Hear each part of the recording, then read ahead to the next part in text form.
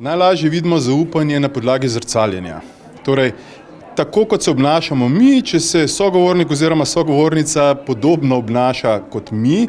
potem smo zelo blizu tega, da smo preprosto povedano na isti frekvenci. In kadar smo na isti frekvenci, pomeni, da si nekako zaupamo in je to eden od boljših signalov, da vemo, da smo, to se pravi, da smo vzpostavili zaupanje in da lahko pač pogovor teče tudi na takšen način. To je prvi vidik. Drugi vidik je pa, da smo pozorni na, to se pravi, znotraj govorice telesa smo pozorni na tako imenovana okna, ki obstajajo, in sicer gre za odpiranje oken, da spustimo energijo, da spustimo to pozitivno voljo do življenja, to se pravi v interakcijo, v samo govorico, kar pomeni, da ljudje, ki nam zaupajo, ljudje, ki se hočejo nekako povezati z nami, bojo odprti,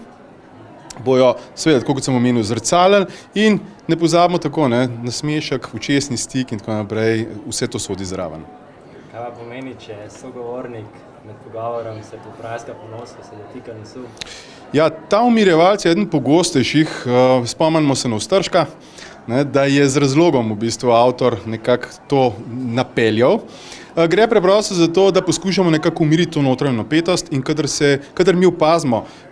katerega koli od umirjevalcev, smo zelo blizu tega, da se človek lahko počuti nelagodno, da nam nekoliko malo manj zaupa, pri dotiku nosu je to mogoče še nekoliko bolj izraženo, da poskušamo s kakšnim dodatnim argumentom nekako okrepiti te naše trditve ali obratno, če poslušamo nekoga v to počne, da smo nekoliko bolj pazljivi, kaj v resnici nam želi sporočiti.